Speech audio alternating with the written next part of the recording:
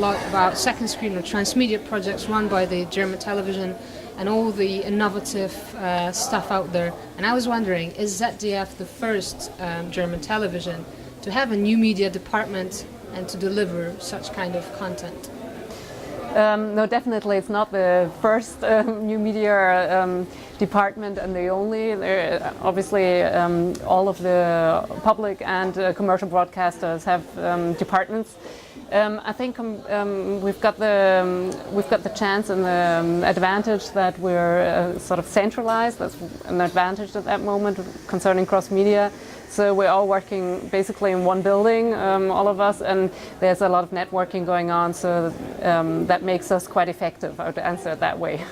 How many years have you been developing such cross-media projects? Actually, probably if you had to date it, you would date it at 2003, because we restructured our department at that time, and we introduced a special department for development. That's also where our video-on-demand platform Mediathek was developed, which in fact is #1 in Germany in the media portals. You said you've been running it for like the innovative sector of formats for the last quite a few years. So okay, I can answer that question quite easily, because actually in 2003 that was also the moment when I changed from being a TV editor to moving onto cross-media development.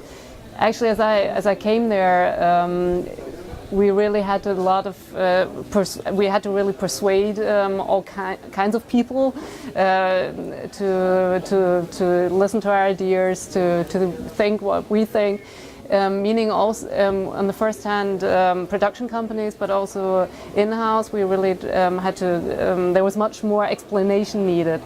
And the projects we're talking about were actually projects, which was new actually to do a cross-media project, but they were very low scale compared to what we're doing today.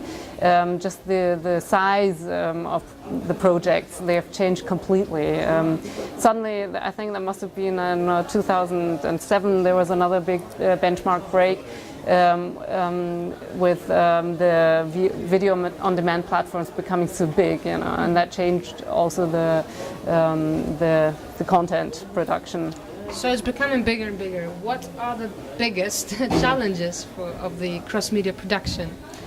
In future, you're meaning in future, like the next 5 years? We can start from present and then move to the future. I think the big challenge for me personally in my work also is to move a bit ahead, to try to use elements we've been trying out in niche sectors, to introduce them more into primetime situations. I think that's it's quite a big step to go. Even though we've already introduced like second screen and primetime, there's still a lot of possibilities there. That's one challenge. Yes, and the challenge for the whole company is to change according to what is needed in the market. So, and it's happening. The whole company is moving, and obviously this is one of the big major issues where it's moving to.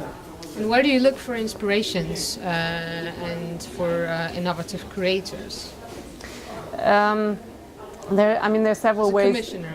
As a commissioner, I mean, traveling to places, nice places like Łódź, hopefully having a little bit of branded content here. Having pronounced it properly. Yes, traveling is one part. Obviously, international contacts, looking what people are doing. Also, we make use of a database, which is very helpful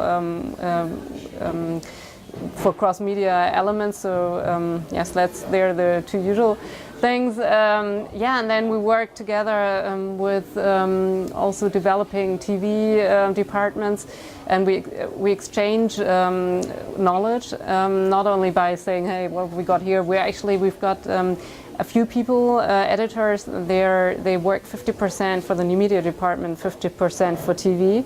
So, and they're really doing TV and new media at the same time. And we've got 2 people in the experimental department where they also experiment on TV. So that's really helpful as well. So I guess you might be interested in tomorrow's markets. with all the pitching sessions, and who knows, you might find your next big thing for the big screen. Yeah, I'm really looking forward to it, and hopefully. Great. Danke schön und bis morgen dann. Well, thank you. I wish I could answer in Polish. Dziękuję. Dziękuję. Perfect.